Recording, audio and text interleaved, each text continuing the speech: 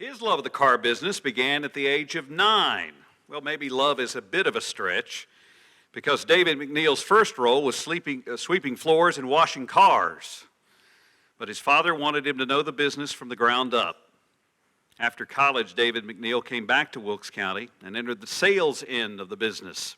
Then at the age of 26, he ventured on his own, purchasing Northwest Toyota, becoming one of the youngest dealers in the United States. David is just a dynamic individual. He is a very disciplined businessman, a very successful businessman, and a very down-to-earth person. I think a lot of his success can be contributed to the fact that he grew up in a small town. This community is a small town. David has had the advantage here of knowing a lot of people in the town. And he treated everybody in his business as family, and he treated all his customers as family. And even though he has outstanding people that work for him, in fact, I want to say work for him, we don't exactly mean that to the McNeills. We talk about working with people. You know, he doesn't work for me, he works with me. That's where the McNeill family comes from. Everybody that is, once you meet a McNeill, we're family.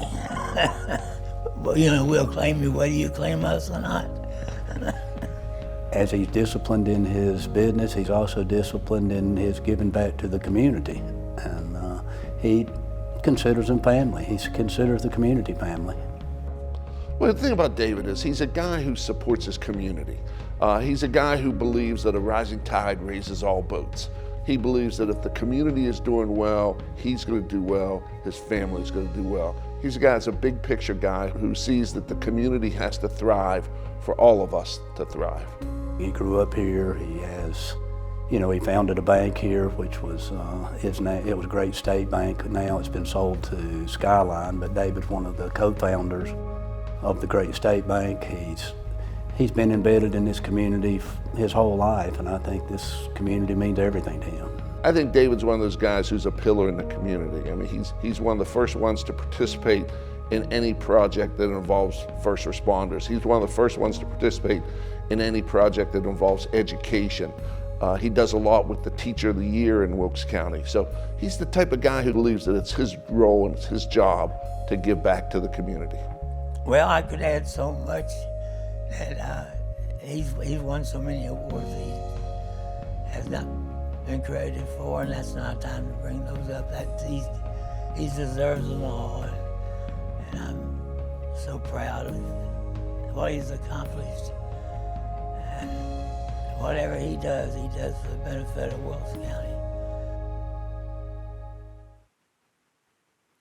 David McNeill credits his father and grandfather for being role models in how to treat people. He says he works to showcase his life through his team. Quote, "There is no better feeling than thinking that you helped someone succeed in life." David McNeill can now inspire the students of our school system going forward as the newest member of the Wilkes County Hall of Fame.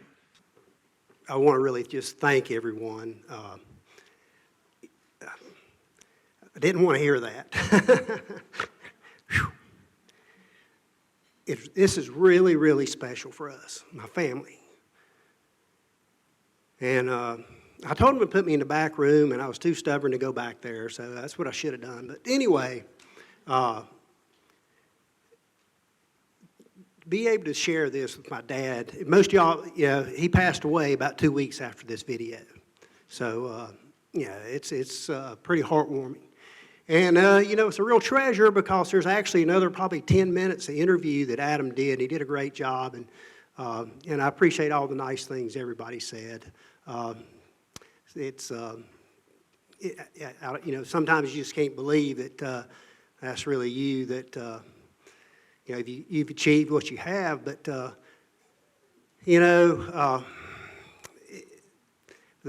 board, thank you so much for this.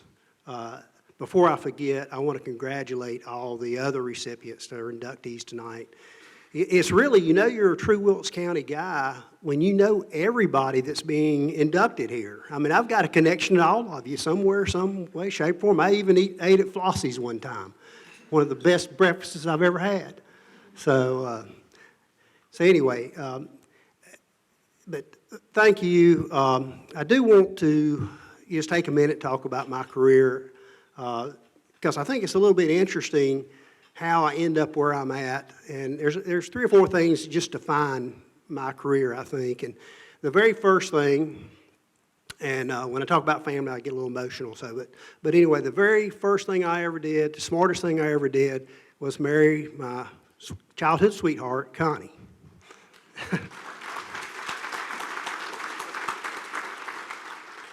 Let's see, in 2 days, it's going to be 40-some years. Don't test me if it's 41, 42, 43, because I'm not too sure. but anyway, somewhere between 40 and 45.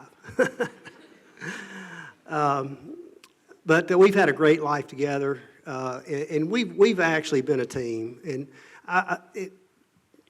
she supported me in so many things and guided me. But in reality, I've always felt like Connie's strengths are my weaknesses, vice versa. My strengths are her weaknesses. So we've been a really good team together because we're totally opposites personality-wise. So I'm the quiet guy. She's the one that likes to talk all the time. So, but the second thing in my career is really hard work. And nobody will ever be able to deny that I haven't worked hard, because I have. I've worked hard. I've been dedicated to my family, been dedicated to my community and my business all. The third piece of my career is just luck. There are people out there that are much smarter than I am, that have worked harder than or as hard as I've worked, and they fail. Well, you take a 26-year-old kid, and he finds a way to buy a Toyota dealership. Now, you got to date yourself back to about 1983. All right, 1983, Toyota was just another franchise. And, I didn't really know what I was getting. But anyway, it became the franchise. And so I worked that as hard as I could for about 20 years and had great success. Decided I wanted to do something else. I know that might sound crazy to some people, particularly when you end up back in the car business again. But anyway, so I sold the store. I played golf. Matter of fact, I played with Hickso probably 3 times a week for about 6 months.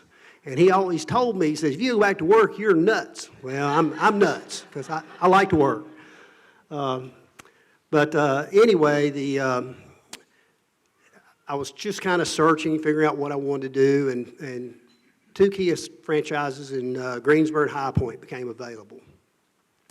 And at that point, this is 2003 to give you a date, Kia was just another throwaway car. And, but anyway, I can remember coming home and telling Connie, I said, Connie, and I had some good friends that helped me talk me into this, and some of them are here, but anyway, I remember coming home and telling Connie that I'm going to buy a Kia franchise, and she said, you've lost your mind. And I wasn't sure if I had or hadn't. But anyway, we bought them, and there again, lo and behold, Kia, then Hyundai followed, and I mean they're top-notch franchises. And I could have bought anything, invested in anything. It's just luck. So, but along that, we did work hard, but without luck, I don't think you're going to have much success. So. The last thing that I will say, I have been very fortunate to have people around me that have believed in my philosophy, bought into the fact that it's not that long term is the goal. Don't think short term. So many businesses open up and they got to think, I got to make it today. I got to make it today.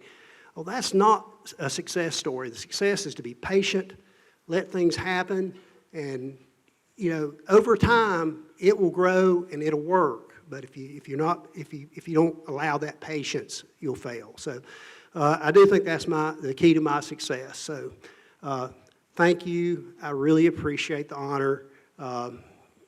And once again, I want to thank or congratulate all the other inductees. Thank you.